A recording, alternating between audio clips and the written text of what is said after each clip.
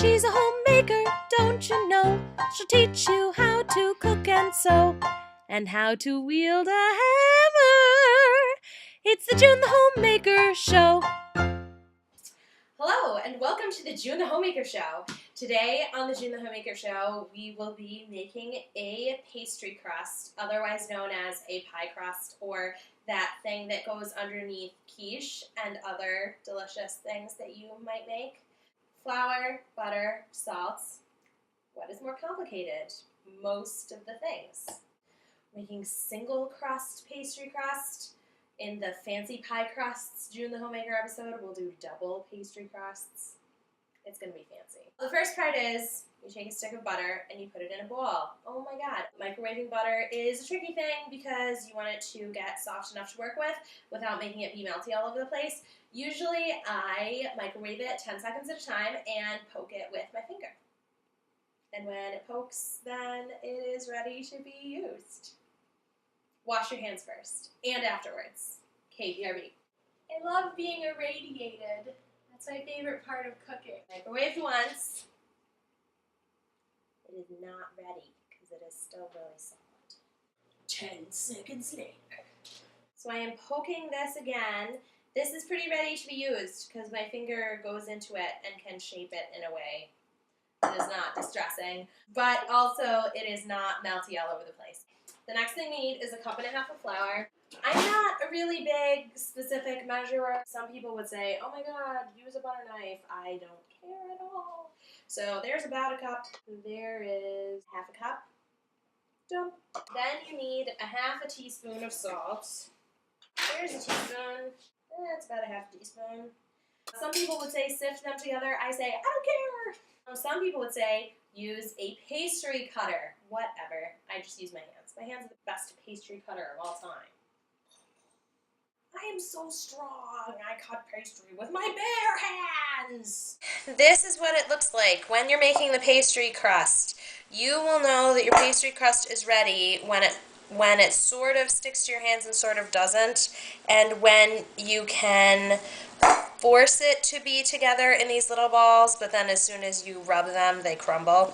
So you're looking for sort of a yellowy, crumbly butter flour salt experience. Once your pastry crust is ready, you need to add some cold water. It needs to be cold. It can't be warm water for a reason that I don't remember. Usually, I just let the tap run cold, fill my little hands with water, drip all over my kitchen, and then dump it in the pie crust stuff. So that is what I'm going to do now.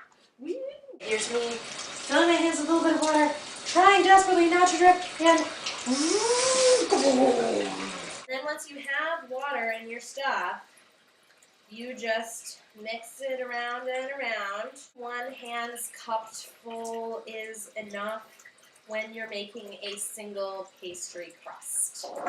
This was really a successful thing because when I kneaded the water through the dough, it became a congealed ball mass that proceeded to stick to my hands a lot. It's a little bit wet, but that's okay.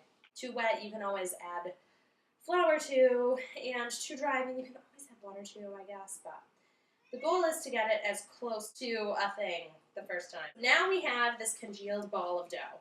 I'm having the most fun ever with my pie crust.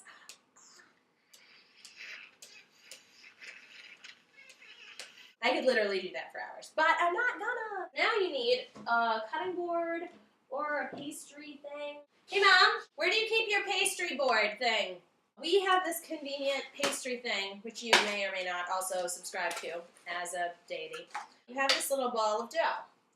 Take some flour out of your flour thing. Amply flour your surface. I'm also flouring both sides of my pie crust because it was wet. I'm putting it down on this thing. Also flour the rolling pin because that's appropriate. Oh, now I'm going to roll this out using even movements in both directions.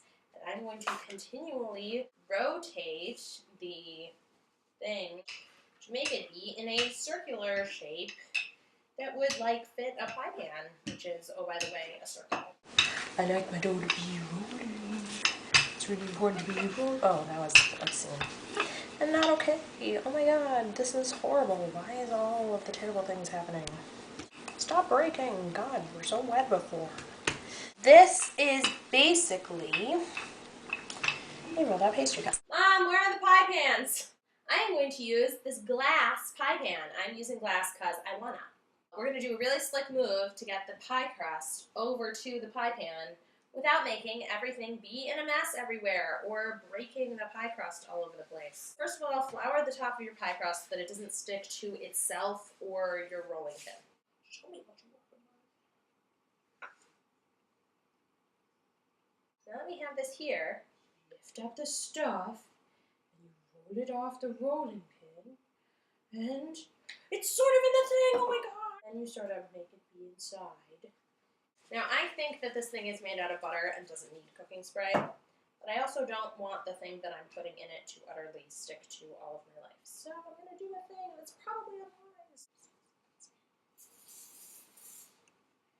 And then I'm going to kind of bring it back, and then I'm going to kind of do the same thing over here a little bit. I'm going to pretend this never happened.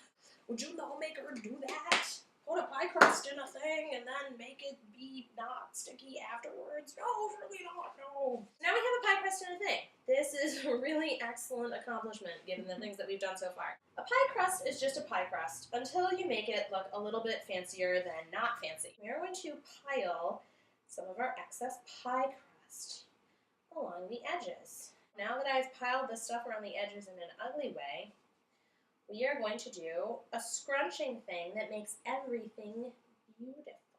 You do a pinch, and then you move your left hand to where your right hand was, and then you pinch again. It's kind of coming apart. Why is there not enough dough? Why? It's Earth. You destroyed everything. Get the hell off me, you damn dirty ape. Sorry. For a second I was making my pie crust on Planet of the Apes. Rinse and repeat, folks. That's what it is. It's just a rinse and repeat kind of situation. And if you find that there's not enough dough in a place, then take your leftover hanging outy dough and make it happen again. Most of the time, if your pie crust up to the edges isn't incredibly visually pleasing, then whatever you put in the pie crust will be a thing that is covering up the parts you don't like. Then, if you like butter and flour, then you can eat your leftover pastry dough. After all, it's just butter and flour. There you have it, a completed pastry crust. If there's a recipe that wants an already crispy pie crust, then you cook it in advance. And if there's not, then pretty much most of the time you just put the things that you want to put in it, and then you put the whole damn thing in the oven on a baking sheet so that if the stuff in it boils over or whatever, then it doesn't end up all over the bottom of your oven. Oh, one other thing. Since you've made a fancy little pie crust thing, before you put it in the oven, cover this latticed edge with strips of aluminum foil to keep them from being burned all over the place. And then 5 minutes before it is done, take them off. Aluminum foil doesn't get terribly hot in the oven. It doesn't absorb heat like everything else, so just be careful. And then you will have a wonderful crust that everyone will love and love you for. Now you have a pie crust, and this is June the Homemaker, having made a pie crust. Signing off.